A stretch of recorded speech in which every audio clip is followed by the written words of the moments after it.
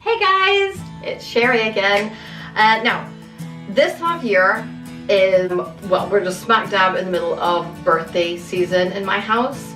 There are just so many birthdays right now, it's unreal. And no birthday would be complete without me making up a batch of my, dare I say it, famous cupcakes.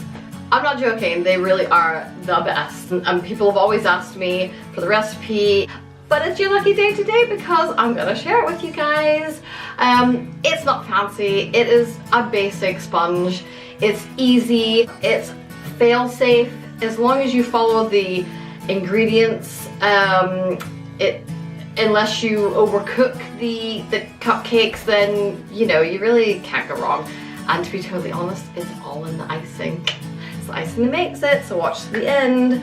So, okay, without further ado, I will get straight into it. Preheat your oven to 175 degrees Celsius. Now, you will be needing all of these ingredients, so pause the video if you want to take a note of those, but I will be running through everything as I use it throughout the video.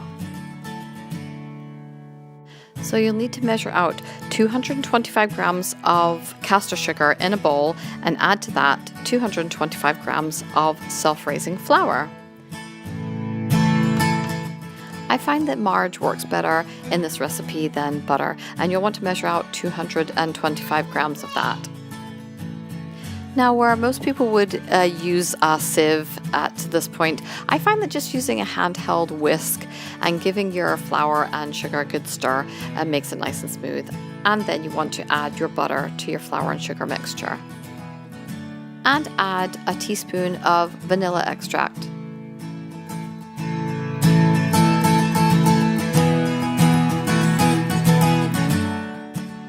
Now at this point you'll probably want to get a little helper to just inspect and make sure that you're following the recipe and doing everything properly. Yeah, just have a good old look there. Is it okay? Okay. Yeah. I think she's happy enough with that.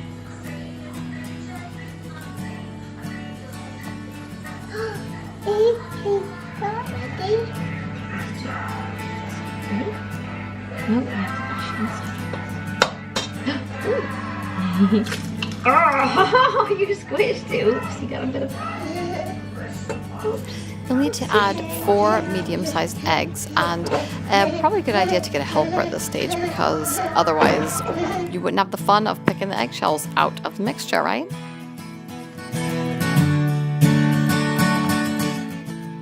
So you'll want to add the eggs one at a time and use an electric mixer to make sure that the mixture is well blended between the addition of each of the 4 eggs.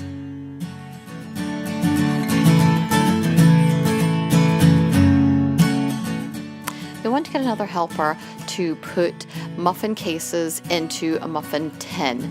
Now this mixture makes about 12 to 14 good sized cupcakes.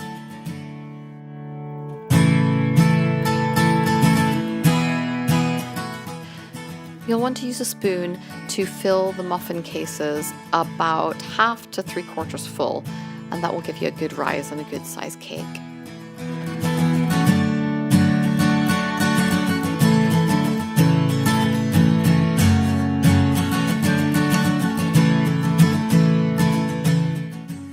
Once the cases are filled, you'll want to put them in the preheated oven and then set a timer for about 16 minutes.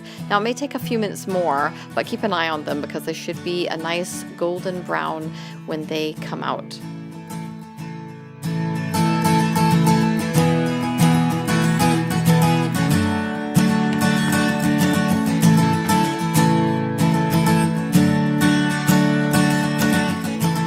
Then remove your cakes onto a wire rack to cool because you can't ice the cakes when they're still warm.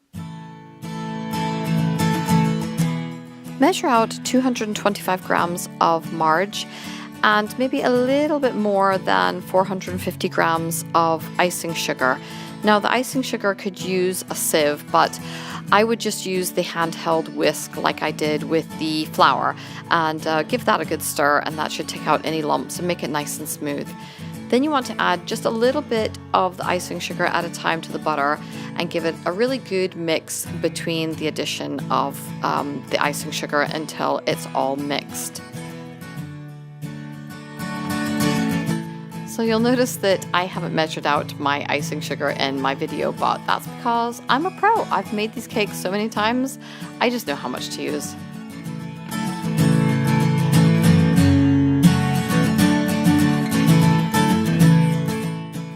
So at intervals while you're mixing your sugar with your butter, you'll want to add 2.5 tablespoons of cold water as well as 1 teaspoon of vanilla extract.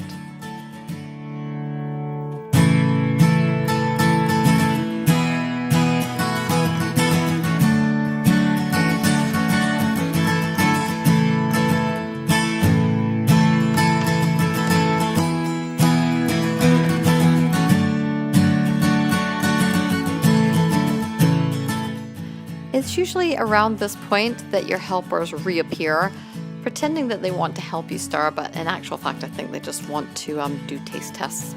And why not?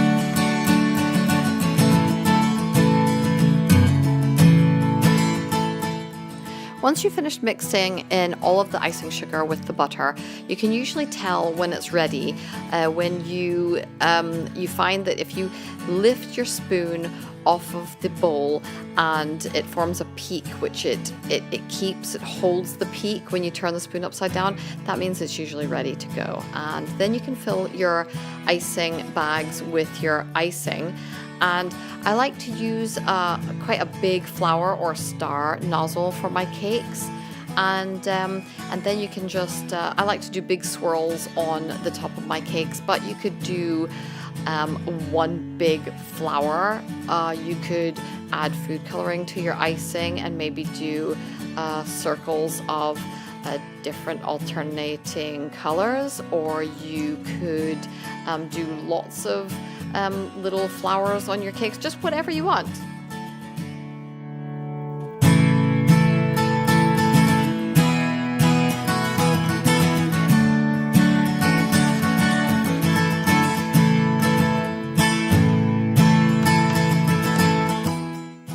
Now, if you want to add any kind of sprinkles or decorations to your cakes, don't wait too long because the icing will start to set and then your sprinkles will just bounce right off of the top of your cakes. You need to do it soon after you've piped the icing onto the cake so that it's still soft and your toppings will stick.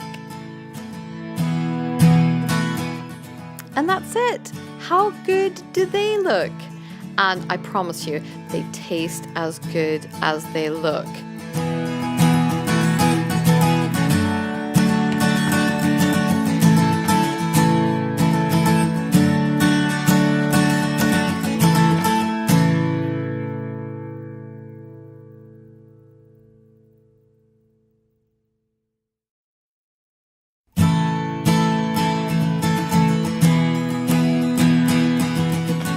Happy birthday to you. Happy birthday to you. Happy birthday, dear Daddy. Happy birthday to you. I blew them out. That's nice, Lola. It's all blown out. I didn't do it. Happy birthday. Happy birthday. By the way, there was more cakes, but we couldn't resist, so the kids all had. Happy birthday to you. Happy birthday to you. Happy birthday, dear Daddy. Happy birthday to you. Okay.